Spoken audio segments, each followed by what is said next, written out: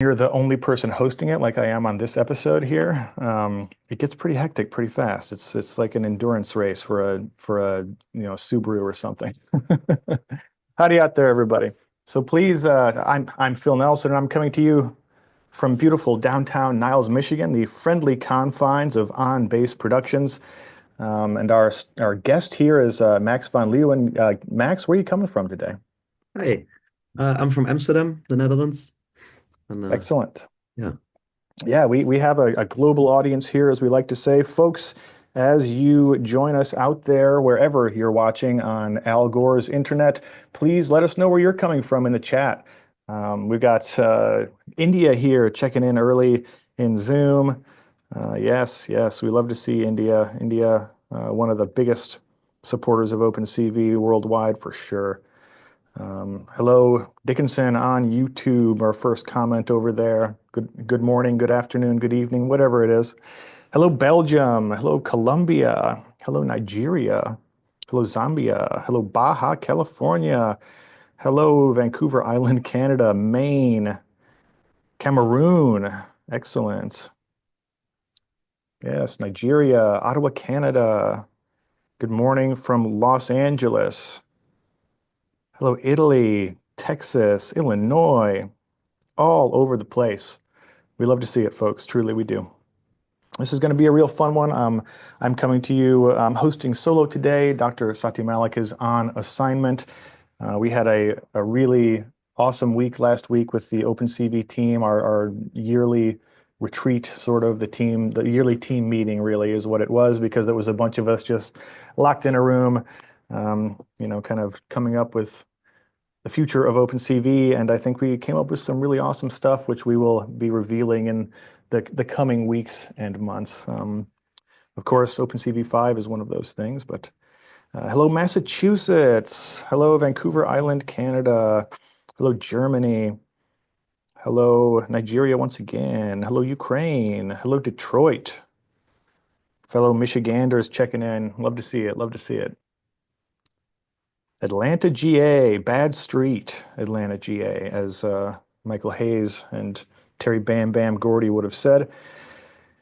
Okay, I think now is a good time to get started. Let me just clear my throat. Hello, everyone, and welcome to OpenCV Live. I'm Phil Nelson, your co-host with the co-most, the second banana who is second to none. I'm also your plus one and only. It's Mr. Nelson if you're nasty, but you, my dear friends, can call me Phil. Before we get started here, I'm going to remind you of a couple of things we do on every single episode of this show. The first is a giveaway to you in the audience. Stay tuned. Later on in the episode, I will be asking a trivia question based on the presentation from our awesome guest, Max. And we're also taking questions from you in the audience. Use the Zoom Q&A button at the bottom of the screen, or just type your question in the chat wherever you are watching here on Al Gore's internet. We're live on LinkedIn, YouTube, Twitch, and here on Zoom. I'll do my best to bring those questions up during the presentation as they come in, and we'll also try to save a little bit of time at the end to answer any questions that we did not get to, as the late great Satoru Iwata would have said, directly.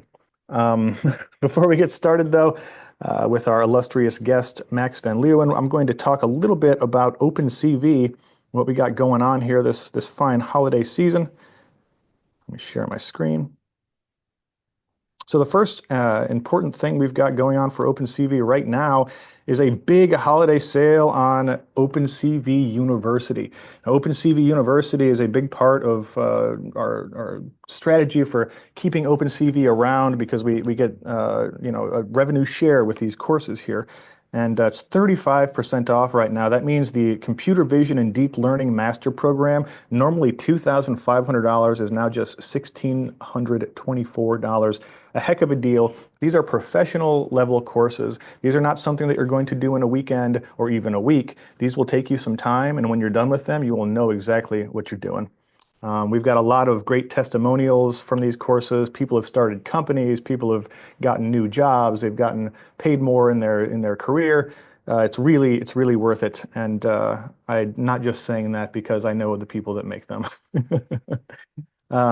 Also, if you're an individual or you work for an organization that uses OpenCV heavily, For example, if you work for Meta or if you work for Google, you can possibly get matching donations. You know, tax season is coming up. If you have a couple bucks burning a hole in your pocket, you can go to opencv.org/support to find out how to support OpenCV financially. Via, for example, Benevity. If your company uses Benevity, that means if you donate $100, it's very likely that your company will match that donation with another $100 for OpenCV to help keep computer vision and AI free and open to all. We also accept individual donations via Stripe and PayPal, or if your company uses OpenCV heavily, you could consider becoming a member organization. We have 3 different levels: bronze, silver, and gold, based on what level your company is and what you can afford to support with. We also accept stuff like, if you're a hardware manufacturer, help us integrate your camera into OpenCV natively. We love that stuff, but it takes time and effort. And so either cash or developer resources make it a lot more likely to happen. Also, OpenCV sells shirts now. We just made this one at the team meeting here. Import CV2 at the Python REPL here. It's all you really need, isn't it? The Swiss Army knife of computer vision on hats, hoodies, etc., etc. We've also got the classic OpenCV logo on hats, hoodies, bags, pins, pet bandanas, and of course the I Love OpenCV shirt in 3 different flavors: English, Simplified Chinese, and en Espanol. So go check those out at opencv.myspreadshop.com. That is almost it, but one quick thing I would like to say here to all of you out there. We finally hit the YouTube monetization threshold for this channel. It took us about 11 months, and it's pretty amazing. I know Satya would say the same if you were here, but we cannot thank you enough for sticking with us and watching us dang near every single week here. So thank you so much to everyone out there watching and everyone who has watched, especially. I know there's some of you out there that have been here with us for all 153 episodes of this thing. So thanks so much, and we're just going to keep doing it. So you'll notice some changes on the YouTube page. It's at OpenCV Official. You can now find our merch over there. You can now do super chats on YouTube, and you can also join with a YouTube membership soon. We're working on what that membership package will look like. It'll probably only be a couple of bucks a month, and maybe we'll provide like DRM-free downloads of the episodes, something like that for you folks out there. But enough of my yapping. Today's guest is Max van Leeuwen, a digital creator of some renown, a really interesting guy who I found on LinkedIn, I believe through a repost from Brielle Garcia, if memory serves. Created this really, really awesome demo that I saw of a snap lens called Pocket Pals, Pocket Buddy, I believe. Yeah, Pocket Buddy.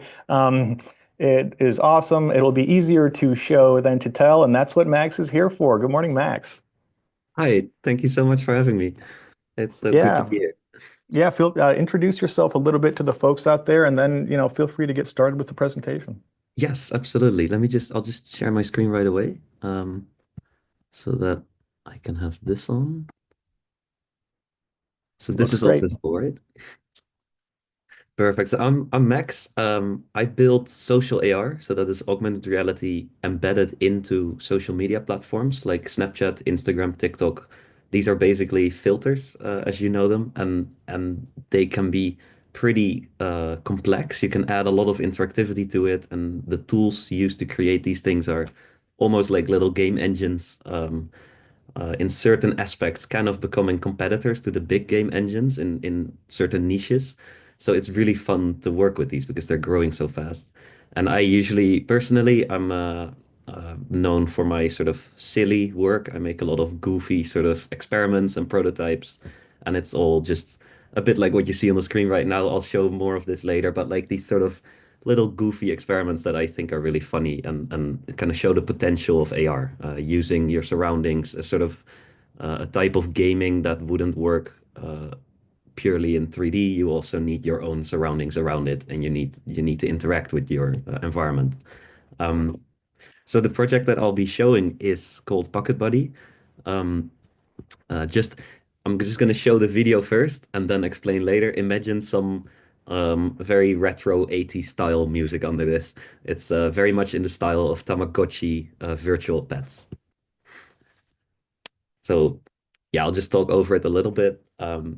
You have this in your it's called Pocket Buddy. You just scan a friend of yourself of yours and you just give them a name.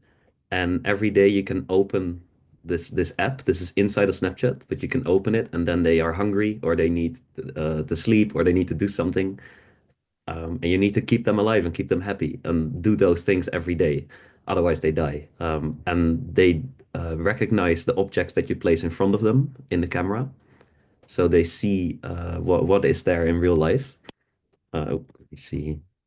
I love the this sort of it's like a mashup of many different retro aesthetics that are near and dear to my heart. Like I love the PlayStation 1 type textures Yes. on the faces and the kind of big thick outlines of the like early cell shaded graphics and stuff. It's fantastic, man.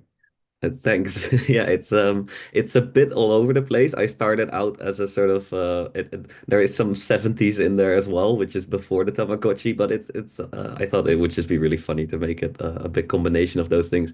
But this is like a good example. You just you show it a banana, and then that's one of the items that it can recognize and it can ask for, and then I it love eats that. an actual 3D model of a banana. So it has like custom animations for all of those actions.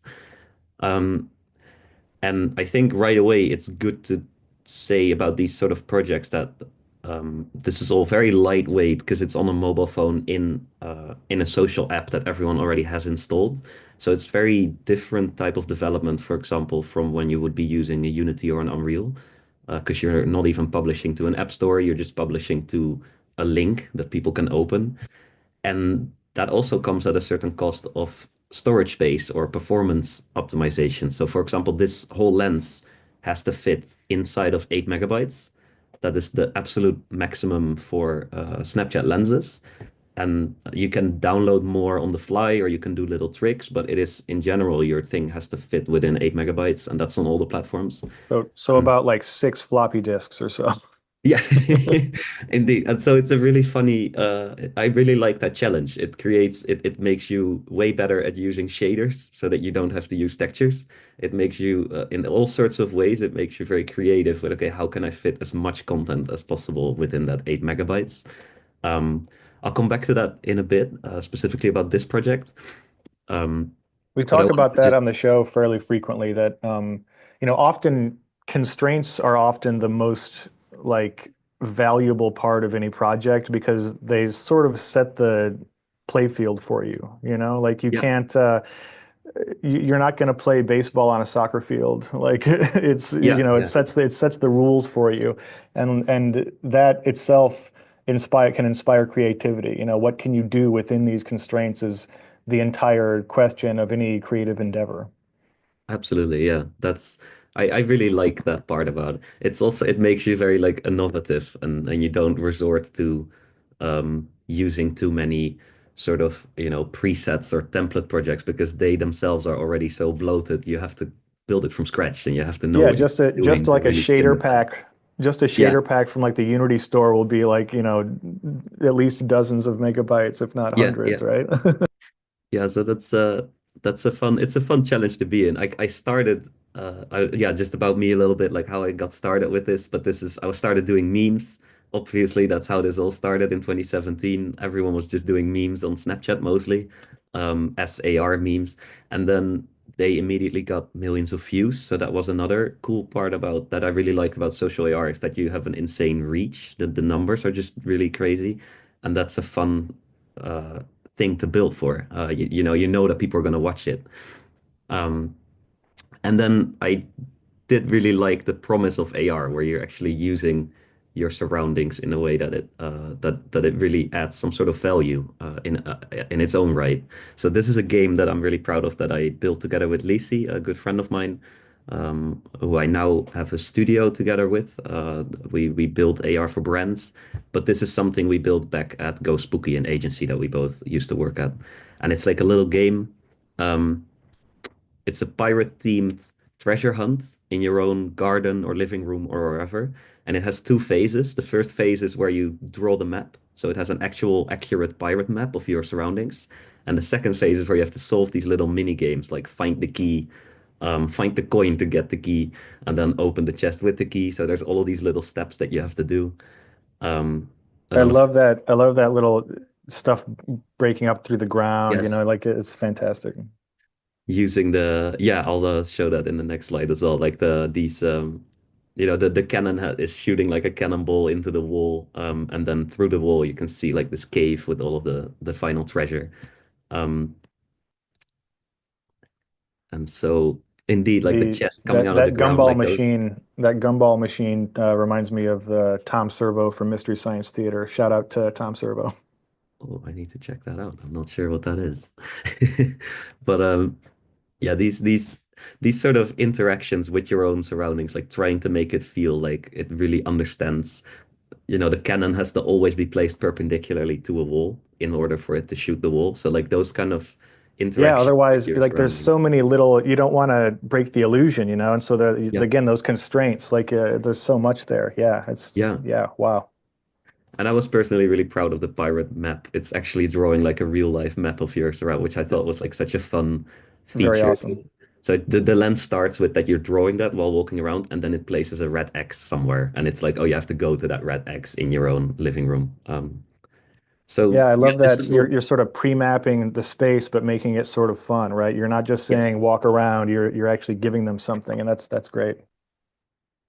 It's and this is all built using Lens Studio. That is Snap's own tool that they have. And I also work with Effect House, which is TikTok's tool that they have. Instagram regrettably shut it down recently. They are gonna stop filters in January or February altogether. So those filters will all disappear except if they have bought them and keeping them for themselves online. But it will not be possible to make your own Instagram filters anymore. But so Yeah, it's Snapchat and tough TikTok are to. still. Yeah, can you speak a little bit on that? Like, I know this is a problem I've had in my career as well, that it's really precarious to bet a lot on the on things from like Meta or Yeah, Google or whatnot sticking around. absolutely. It can be pretty heartbreaking too, because some people will have just created, just released something for the, like maybe Instagram effect, like, and then like a Yeah. month later, they're sunsetting them. Can you speak on that a little bit more? It's definitely tragic, and a lot of people people that I work with closely, they were really affected by it. It's like these kind of things, the amount of times that they have apologized for screwing over developers is kind of becoming uncountable, and it's kind of a sort of business practice, I guess. Um, they are, I think all companies that dabble with AR are serious about AR. I just think that they have kind of done something silly with their priorities and suddenly some budget disappeared, or because they never really gave a full explanation on why they really stopped doing it. I think it just came from some internal conversations they had where they couldn't really it to be fair, but this is very personal opinion. This is very like I'm very biased here because I really like to work with Lens Studio specifically. I was never a fan of the Meta side of their software. I think that they might have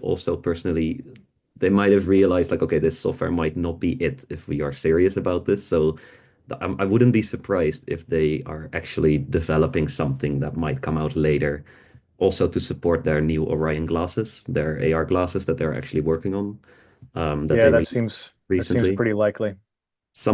They need to have some platform for those glasses at some point. So I'm Hmm. pretty sure that this is like a temporary thing. But Just reallocate some of the, 100,000 people that Zuckerberg has working on legs and just put them back on augmented reality and everything will be fine. that would be nice. That would be nice. Yeah.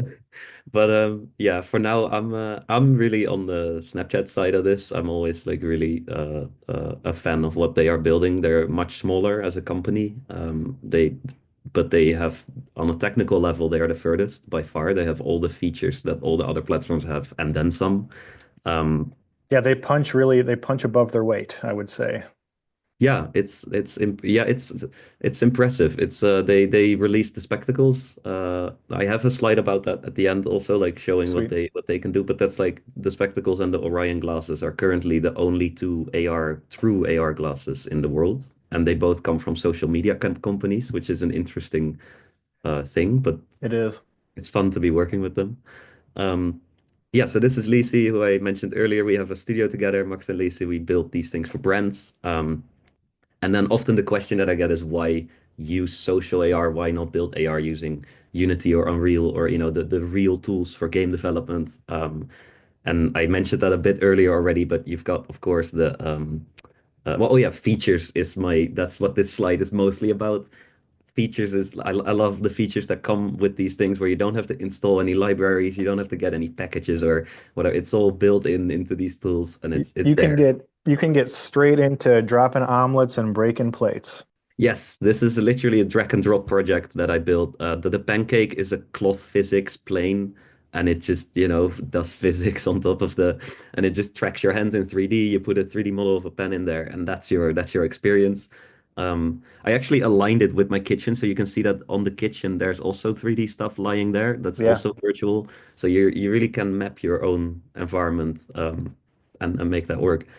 Um, but then also for these social tools, usually my answer is that accessibility is a big thing. So these tools are free and they're highly shareable and they are already installed on users' phones. So that's from a marketing perspective, a very interesting angle. Um, so yeah, let's get into the features. I'm just gonna show the work that I've done, but split into different features that these platforms have. And then this is mostly Snap, but there's some Effect House in there too. There's also some Spark in there, which is Instagram. Um, and it all starts with tracking, of course. So how do you track a scene? How do you align a virtual scene with the real life situation around you? And the simplest example of that is image marker tracking. So I love doing that on paintings. The right is a painting that in LACMA, that's the famous painting by René Magritte.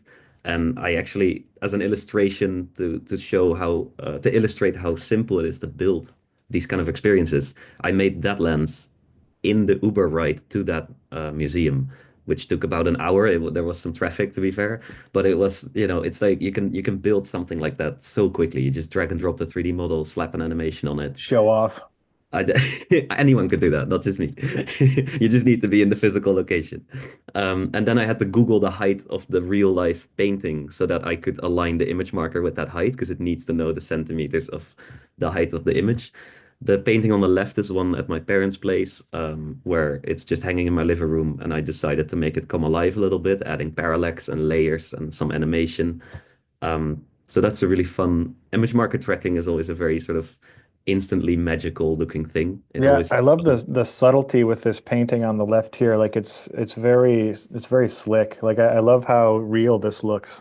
thanks. I added a normal map on top, and then I put this light, this real life light that you see there, stand the reading light. I put that as a virtual light as well, like a point, so it does a realistic reflection of the real life light. It's funny how much that like just that little lighting addition, can make or break something. Like the immersion is there and it's a little X like it's 15% more work, right? But Yeah. it's 100% more believable. Absolutely. That's it in with these sort of AR experiences in general, it's interesting how the more you know what your location is gonna be, the nicer it's gonna look. If you make something that's completely agnostic and it works anywhere, then you can't do these sort of tricks too often. It becomes hard. But then if you know it's gonna be in this living room, you can add that point light there and it will do so much. It's yeah. Um, so world tracking, very obvious one. This is on TikTok. I just thought it would be funny to make like the GTA San Andreas style, picking up money for this was during COVID. So this was your little COVID mental health walk, and you could collect money and the counter would go up as a sort of score. But of course, the feature here is just infinite 3D tracking, whatever direction you're walking, it just knows where you are. This is one of my favorite types of tracking. This is 3D Wow. body mesh tracking. So this is combined with world tracking. So it knows where in 3D space the body is, I mean, and it technically draws. wouldn't this be 4D body tracking? In this case, yes, that's true. Yeah, this is specifically a lens that I made where it just takes a screenshot of that mesh, or it actually copies the whole mesh on every frame. So you create this cool trailing effect. Um, but it's so cool that this feature works so well on the mobile phone in real time. Like you just have a pretty accurate 3D model in 3D space at the same time as you are 3D tracking your scene. So you can walk around it and you can what I'm doing here is I'm projecting the texture of that frame onto the mesh, and then it actually creates a sort of clone. Um, and this is also for Pocket Body how I did the scanning. So it's scanning your friend, it's like creating a copy of that person. And what I'm doing under the Get hood that is texture. this person on the left here is being unwrapped into this texture. Um, and you can see the custom UVs that I made, which are very janky, but it had to be they have to have some empty space between them, otherwise you get overlapping edges, and it had to be fitted just right. But I thought this was like a really fun technique to unwrap the body mesh to the full screen, and then you actually have a texture of the person, and you can Yeah. place that texture on top of a animated 3D model from Mixamo, just a twerking animation. And I thought that would be a fun sort of the pixelation effect, by the way, was a really nice style choice, but I'm getting a little technical here. It was also necessary because I wanted to store the pixels to the persistent storage on the phone, and that's only a 3 kilobyte maximum size. So that is a little limitation you have to keep in mind with social AR. You can store 3 kilobytes at most. And I figured that with some bit shifting, which is a very fun technique of, I'm sure most of you are aware, just moving individual ones and zeros around. I could fit, what did I do? I fit, I think, three, or I fit 8 whole pixels. So RGB values for 8 pixels. I fit that into three 32-bit integers. So I'm just Wow. storing this as an array of integers, Yeah.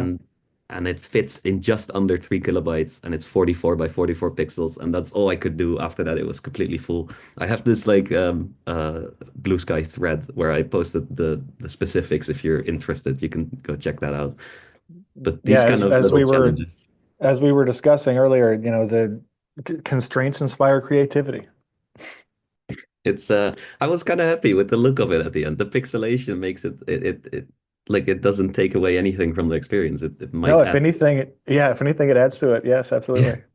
And then after that, I went for it. I put like a black outline around it and pixelated every icon and everything just to match this vibe.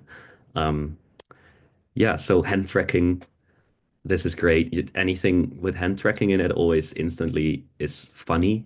It just makes everything interactive in such a human way. And then these seagulls are like picking up the fries they follow you when you're holding them, and when you drop them, they go attack and they pick up the fries and they fly away.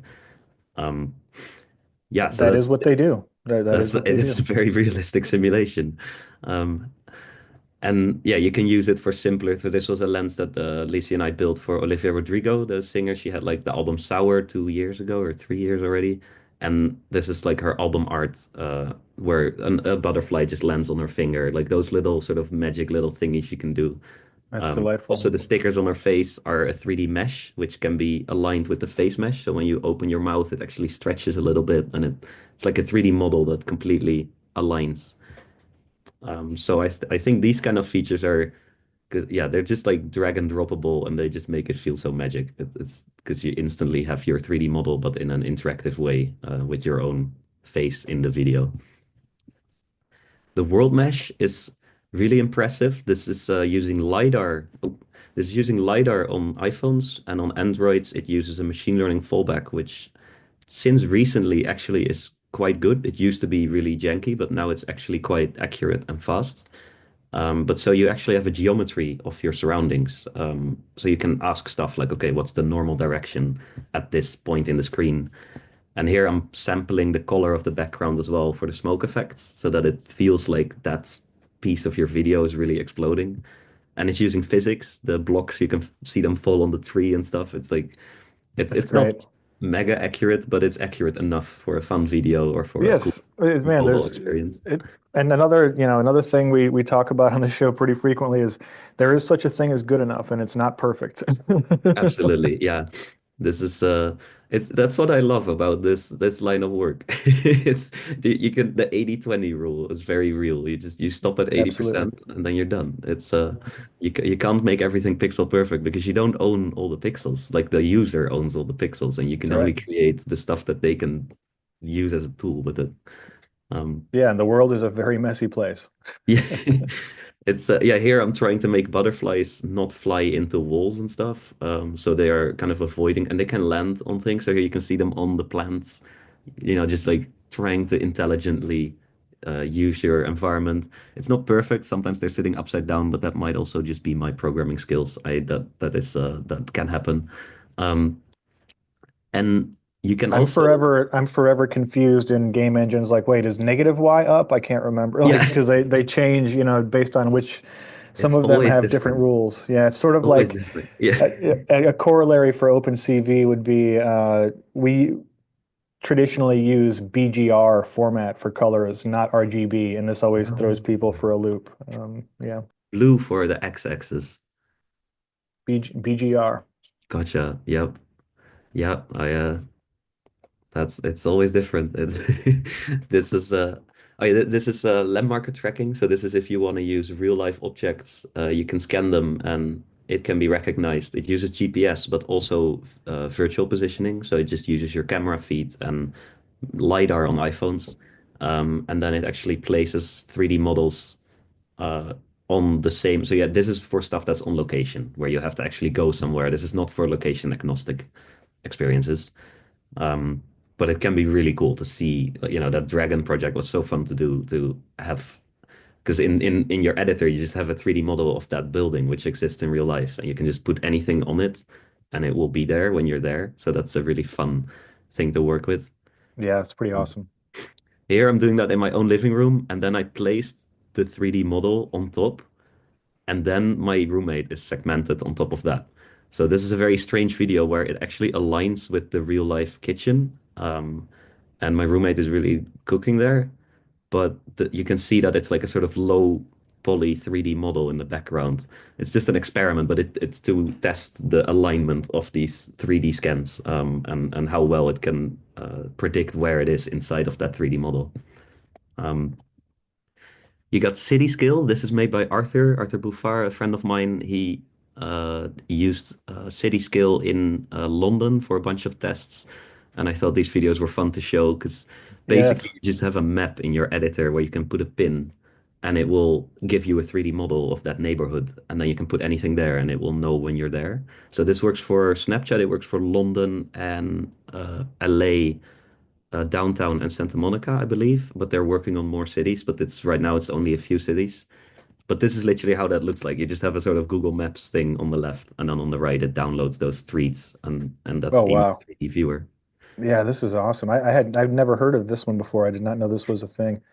It's still pretty new also. It's just a really fun, again, very localized. So in terms of people actually seeing your experience, this it goes down a lot. Here you have maybe hundreds of views if you're lucky. Yeah. You're not talking about millions of views anymore, but that's all right in most cases. Usually you want a nice video out of it, of course. So it's yeah, these things are really fun features to make something feel integrated. And then enough tracking already. I'm gonna go into some game engine type features, some stuff that I think is super exciting as a game developer who, I mean, to be fair, I've never done any proper game development before I started doing AR. So I don't come from a background. I've used some Unity with VR. I've done some of that, but I've never been a professional game developer. So these features I've all learned through social AR. To begin with shaders, which I absolutely love. Shaders are just such a fun because it's so cheap. You can do really advanced looking visuals and it costs nothing for your phone to calculate that in real time. And this is Just a very small amount of your sanity is the exchange. yeah, that's true. Yeah, you can absolutely. Yeah, humans don't run on GPUs. That much has become clear to me. But it's you've got yeah, this lens is just a plane with a shader on it, and when you tap it, instances that plane there, and that's all it does. And the shader does like the sort of ring bubble effect. Um, but I also use shader for performance optimizations. So this is just one light in the scene, but the shader makes it look as if there are hundreds, and that helps with performance a bunch. So the shader is instancing the light in a way that basically these are GPU instanced lights on a mobile phone, which I think is super fun that that's possible now and that you can actually think about performance in that way. The same way that you would in higher end games, you would do these sort of optimizations, but now you can on mobile phones, you can also play around with that, which I think is really, and it's necessary because if you do this the old school way where you actually copy the scene object with this light and you just copy it hundreds of times, you're gonna notice that in your frame rate. And yeah, Yeah, and also your phone will melt you. yes, Well, for sure. This is this sort of stuff. If when I'm making recordings of videos like these, and I'm like, that can take a long time, can take like half an hour.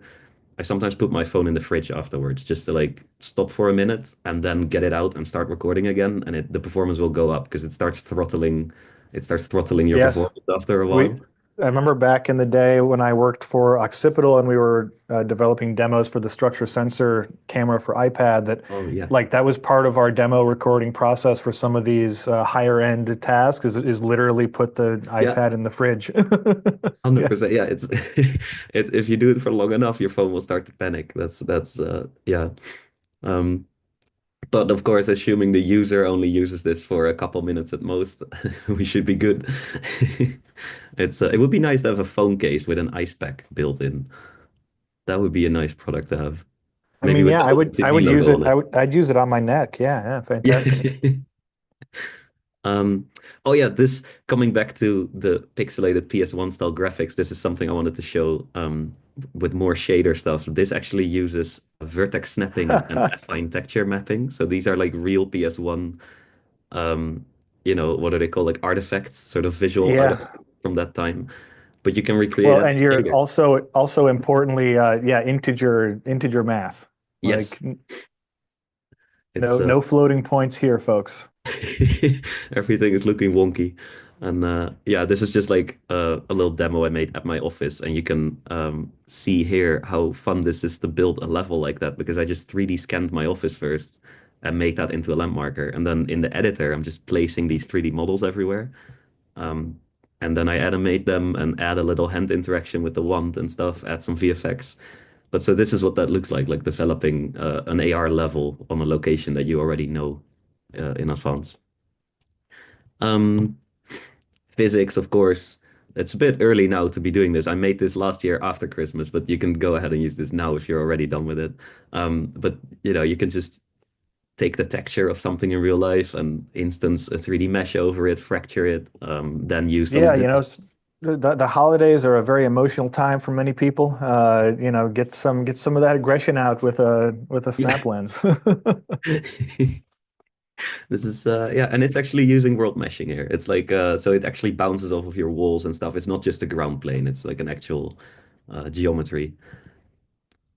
Cloth physics, obviously, these are important, like jelly stuff. Or the one on the right is actually not cloth, but it's chain physics. So it has bones in it, and the bones are moving in a wiggly way. But on the left, of course, you've got cloth for fashion. Digital fashion is becoming bigger and bigger. More of my work is going in that direction now, so that's fun to see and to know where the features are going to be, what they're going to be focusing on in the future, I think. Um, you can use it for ropes. I like to use physics for like weird sort of just like the pancake earlier. It's just fun to use these sort of wiggly things for stuff that they're not used to be yeah, that they're not supposed to be used with. This is a project that I made with my roommate, which I thought was really funny. I don't really know where to put this under what feature, but I just wanted to show it. Um, Imagine a little SpongeBob song under this. It's we this is a real life painting that's hanging in our house. And then when you look at it with your phone, he just falls out. That's fantastic. He did the 3D modeling and we recorded some sound. Some Foley effects there. Excellent. Very profesh. Oh, poor Squidward. And that's it. That's the whole thing. These kind of projects are just so fun to do. Again, this takes zero time. This was like one evening. We were a bit tipsy. We came back from a terrace and we had this idea because we had that painting hanging there and we were like, oh, let's build it. Um, Yes, to that's where it came alcohol, from. the cause of and solution to all of life's problems, as Homer It is. Simpson said. It really is. Let's see. Particles, of course. I can't not name particles. This is also just such a fun because I come from a visual effects background. I used to do visual effects for film. And I feel like particles still retain so much of that same way of thinking weirdly that I had with my node-based editors in visual effects. Softwares like Nuke or Houdini, things that I'm used to. And then this is actually very similar in Lens Studio. You're using the same way of thinking, the same attributes, and thinking about data and color the same way. So on the left, I'm actually uh, projecting particles onto that 3D body mesh, but also on the backside of the head. So when you rotate your head, you actually see that the backside is moving in the counter direction, which gives that really cool parallax. And they've Um, got a little bit of inertia, it looks like, as well. The particles, yes, like, yeah. yeah, indeed, they have some waving stuff. Some of them are glowing. The one on the right is just placing six particles together to form one cube. So this is nowadays you can actually put a custom mesh as a particle, but back then you could only do planes. So these every six planes make one cube, and they have the same color, and that's why it looks like voxels on the right. Um, but yeah, these are just such fun experiments to do. I built a little crowd system to render crowds in AR. So this is the Roller Coaster Tycoon 2 guest Yes. from the game. And they're just cards, but they have this sort of animated texture going on the left. You can see how they are like they have variations and they have these little rules of you can give them a path that they have to walk from A to B, or you can give them a big circle to walk inside of and just kind of be a group. Um, and it can handle That's easily up to great. like 50,000 particles, and that's all rendered on a mobile device. I'm still blown away by how well That's, that yeah, works. wild. It, I do have to say, if you use an older Android, things are getting icky, but in general, it holds up. This was for a project in a museum, the ZKM in Germany. They had these buildings that they wanted to make come alive, so I made this asset for Oh, them. that is so cool. Yeah. It adds so much. Like, wow. Little miniature stuff always works really well in AR, I've noticed. Everything that's if you do something that's miniature and it feels like tiny and it has this sort of cute factor, then in AR it always instantly feels magical. So I try to do things in Yes. a sort of miniature way and make it smaller than it's supposed to be. Well, and Um, you also, again, the constraints, right? You don't have to worry as much about like making it photorealistic, like perfect yeah, if it's very small. And indeed. also because if you make it just a little bit cartoony, right? People's minds are already accustomed to that. Like Yeah, you don't have to get like really convince them. It's very believable and just kind of magical, as you said. yeah. The stylization of it is instantly accepted when you go all in instead of when you try to make it look real. That's for sure. Yeah. Um, Speaking of making things look real, but this is experimental. I wouldn't use this in a client project yet, but they are actually working on real-time ray tracing on mobile phones. So this reflection is ray traced. There's no render target setup going on here. This is literally one camera and a reflective surface. But this heats up your phone very quick, and it only works on certain devices. So they're working on it, but it's not quite there yet, but I thought it would be fun to mention because it is such a cool imprint. You can see that it's like doing self-reflections. Yeah, It's actually reflecting itself in on its own mesh and stuff. That's just really fun. I'm a big fan of these because this is the kind of stuff that they update once every few weeks and suddenly it exists and then you can start using it. So that's what I really like about this whole industry. It's so um, it's probably very similar to what game development was back in the 80s and 90s, where sure. suddenly they Yeah. figured out normal maps and then you can use normal maps. And like now we're doing all of that again, but on a way faster scale and for mobile devices. It's just a very fun sort of track to be part of. Yeah, it Um, looks like it. of course, machine learning is a big thing in all of these experiences for recognition and for scene understanding. Um, this is a very simple example but you can actually import your own machine learning models into AR and then use them. So you can recognize stuff. You can use machine learning I mean, we've tried doing some 3D tracking machine learning setups, but that's very difficult still, but it's getting there. But right now, you could already build a machine learning model that tells you whether where a 2D object on the screen is or what you're looking at, and you can use that inside of your lenses or inside of your filter.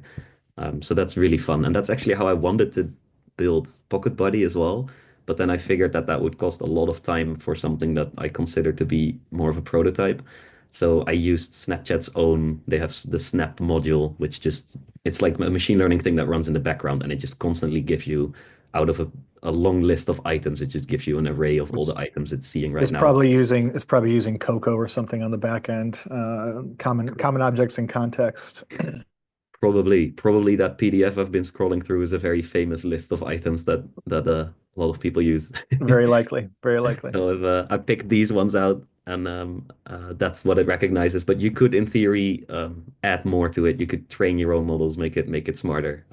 The items for Pocket Buddy all have their own attributes, which can either uh, increase or decrease the health of your body, or it can make them happier or sadder. And that also is a bit randomized. So with every scan you make, your pocket buddy has an own personality. Some of them might like broccoli and others might hate it, for example. So there's like a sort of it will tell you what it wants. Like a little thought bubble will be like, oh, I want cheese now. And if you give it something else, it will get angry.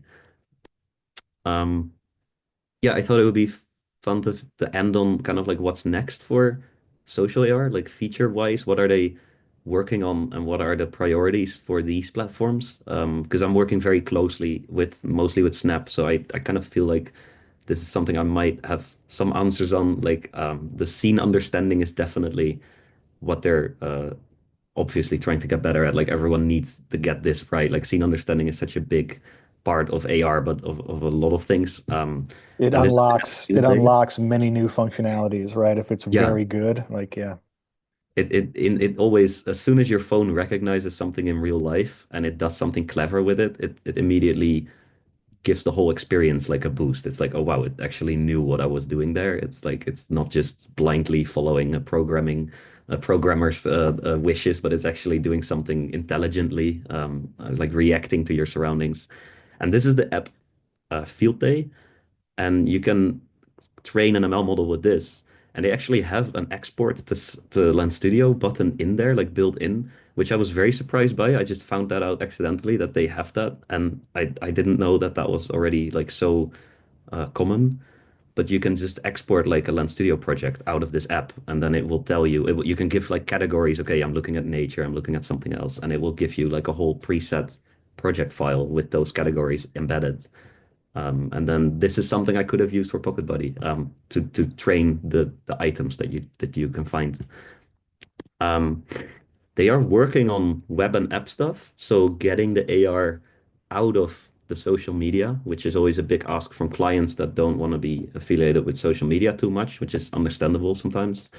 Um, I've had like museums tell me that they would love an experience like this, but they can't require people to download Snapchat or Instagram at the entrance. That would be a bit like a double. They are not always interested in that. And so they are now working on getting web AR working. So this is running on my own website, like segmentations.maxvanleeuwen.com. It's a very simple, it's not super high frame rate. It's still like, in development, but these things are getting there. And you can also embed your own AR into your own apps. Just inside of iOS app development, you can embed Snap AR lenses. And that's a really exciting thing to me that it kind of like escapes the social media circles and that it becomes bigger than that. And then what we talked about earlier, the Orion glasses, but also the spectacles, headsets are gonna be big at some point. Right now, it's all still developer editions, and they're looking for content. They're looking to make them less bulky, make them smaller. But these glasses are really exciting, and this is like I've been working with them for like 2 years already with the spectacles specifically, and these are glasses that really can do a lot. The tracking is super accurate. The hand tracking works. Right now, their battery time is around 45 minutes. So that's way better than it used to be. The old Mhm. ones that you see in this video, they had like 5 minutes. Yeah, and also with, one thing people I think often, if they don't have a lot of personal experience with it, forget is that you really don't want to be wearing or using these things for more than like half an hour. Like you're just going Yeah, to become your eyes will get tired. Like it will just absolutely. even if you're like playing in VR, right? Like Yeah, your neck will get strained with the headset if you got a heavy headset. I mean, this isn't a problem with the spectacles, obviously, but like you're not going to want to be in the experience for more than half an hour at a time, probably. So like yeah, 45 minutes is a fine runtime. that should be good. Yeah, it's what it should be looked at as a pair of sunglasses that are AR enabled. It's like sunglasses that you can occasionally turn on for a couple minutes and then you can use your AR experience and then you turn them off, you put them to sleep again. It's not like a full time indeed. Like right now that would Yeah. be a big strain on the eyes if you would do that. And these are this is like the second version of the spectacles or the third? So they have a bit of an uh, uh, specific counting system because the first, ooh, which was it? The first three versions didn't have AR.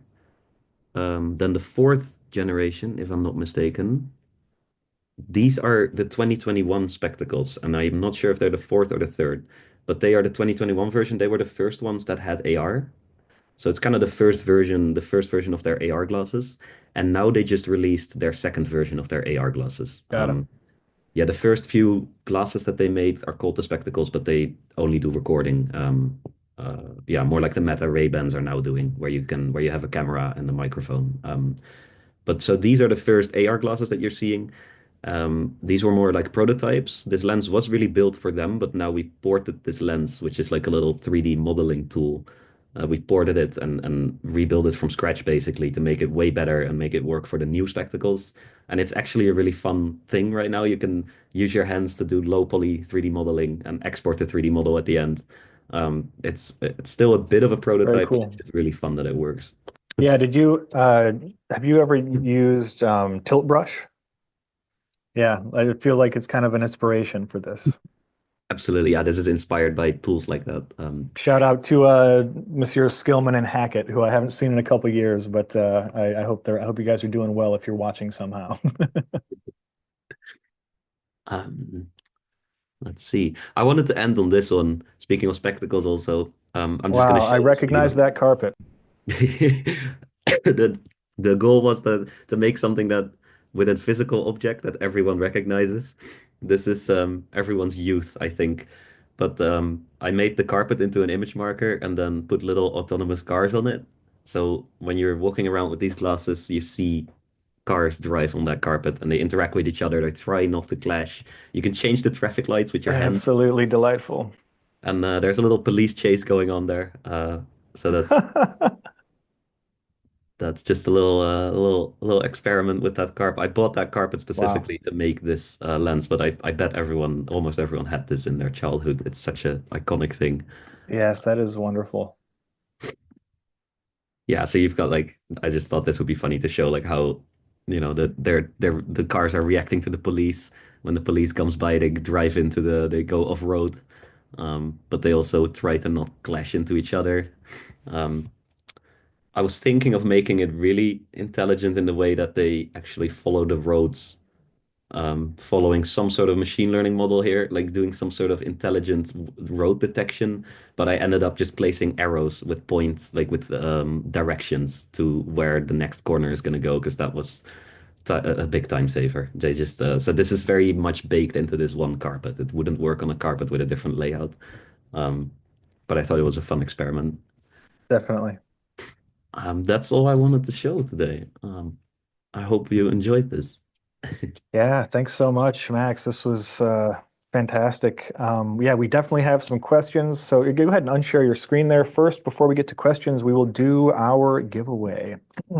So folks out there, if you are joining us for the first time, or if you're a longtime viewer and you just forgot, one of the things we do on this show is give away something to you out there in the Zoom audience. If you're not watching on Zoom, you can participate in trivia by going to opencv.live in your browser, and that will pop you over to the Zoom feed, which is the only way you can play trivia currently. We're going to try to expand this to the rest of the platforms in the new year, so stay tuned for that, everyone watching on YouTube and LinkedIn.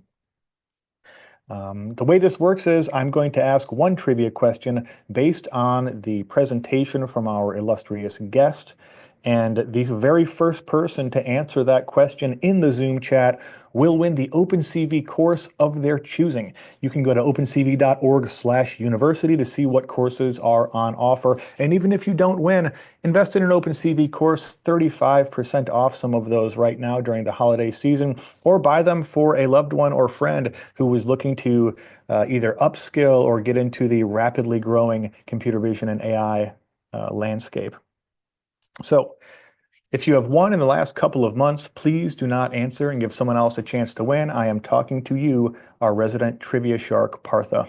I think your timeout has ended, so be on your toes, everybody. Earlier in the presentation, Max showed us some awesome snap lenses, and one of them included a very popular, pretty recent pop star. What pop star was that lens for? Wow. Avinash Rana in Zoom got it right away. The answer we were looking for was Olivia Rodrigo. Uh, Avinash, please send one email to phil@opencv.org after you have chosen your course. So go to opencv.org/university, choose one of the courses, and send me, phil@opencv.org, an email, and we will make sure that you get that course. You'll be contacted by the extremely awesome OpenCV courses team. Congratulations. Quick on the draw. Quick on the draw. It was so fast. Um, You I didn't know even they finish the question sometimes, yet. dude, they get in my head, man. Like, after 152 episodes, I think we've got radar love going on this show. Um, yeah, there's the golden earring reference for anybody out there that's 100 years old. So we've got some good questions here from the Peanut Gallery, Max. First of all, let's start. So Snap Studio, people were asking about some of these features because I think a lot of folks were not aware of just how robust it's gotten. Um, are all of these features available to anyone who downloads the SDK, or are there some of these locked behind like paid features? No, this is all out there. This is all Okay. free to use. I think that's partly because Snap is like, as a social media company, they just the same with Instagram and TikTok, they just have this sort of agenda of they want engagement on their platform. So my idea behind that, like I could, because it's always a bit like, why are these platforms completely free? But then it makes total sense when you realize like they're just happy for you to build stuff because that means there's more content on their own social media platform.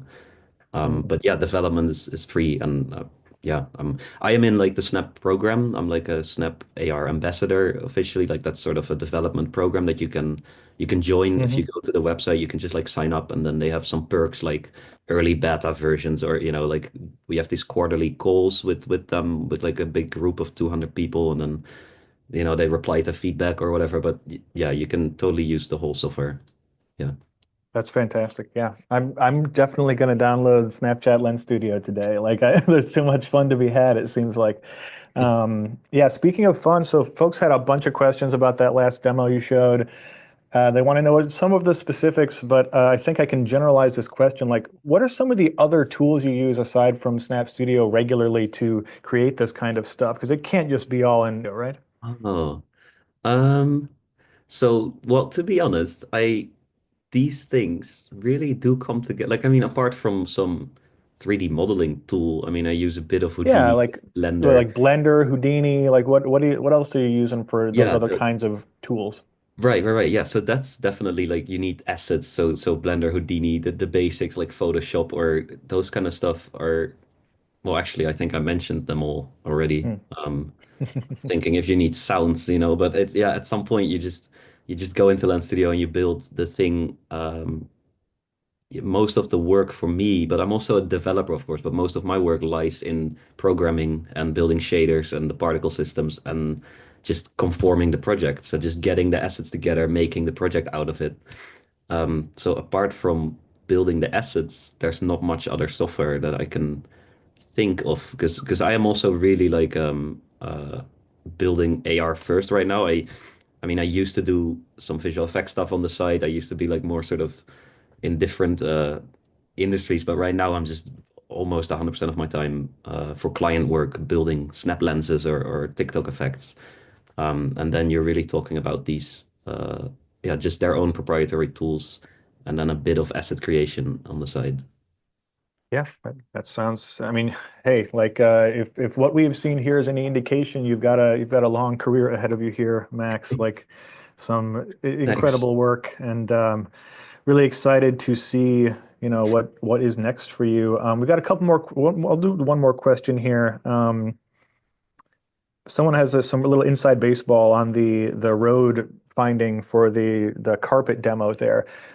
So can you talk a little bit about like how you created the pathfinding and stuff for this? They're wondering like, did you use any classical computer vision, like you're doing edge detection, or was this just like some other method? So how it knows what road to pick, Yes. when to go to the Yes. yeah. So to be honest, that was a I went the simplest way, the most time friendly way, and that was putting those little arrows from that GIF, like putting the sort of on every corner, there's a invisible object that says that gives like three other points of where it could go from there. When a car hits it, it just picks a random direction. They are autonomous. They are really just like they have a velocity and they have a steering value. So left or right amount of steering, which is Okay. just like a number.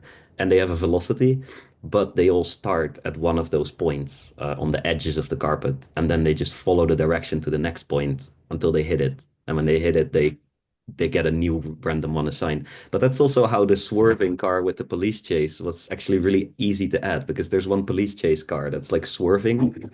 And all I had to Yeah. do there was just add a sine wave to the steering value. So the steering value is just like Yeah. driving plus sine wave, and it worked. And I was like, okay, that That's was great. way easier than I thought that was going to be. But it's not using any edge detection or like fancy sort of road detection there. Mhm. Yeah, unfortunately. Got it. Got it. Yeah, Max, if folks want to follow you somewhere on the internet, follow you home from work, whatever, do you, where are you active on the internet these days? Definitely my Instagram. I post all the videos of stuff that I make there. So that's max.van.leeuwen.com. I Okay. can put it on the screen if that's all right. Or Yeah, go ahead.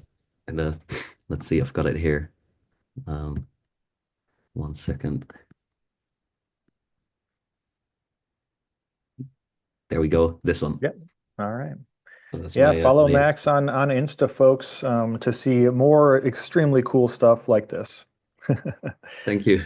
Thanks so Yeah. much for having me. It was really fun. Yeah. Go ahead, unshare your screen here, and I'll do our sign off. Perfect. Yeah, thanks so much, Max. Fantastic presentation. We saw a bunch of extremely cool stuff. Folks out there, if you didn't get your question answered and you still have a question, please send those to newsletter@opencv.org by email, and we'll do our best to answer those and then forward them to Max, if he'll be so kind as to indulge us. Um, you know, happy holidays, Merry Christmas out there. Whatever you celebrate, I hope that you can celebrate it with loved ones, and I hope in the new year we will see you again here on OpenCV Live. We're off for the next 2 weeks due to happenstance. The next Thursday is the day after Christmas. The Thursday after that's the day after New Year. So we're just going to take a couple weeks off on this show. We'll be back January 9th. Take care of yourselves out there. Take care of somebody else if you can, and have a great day wherever you may be. Thanks, Max.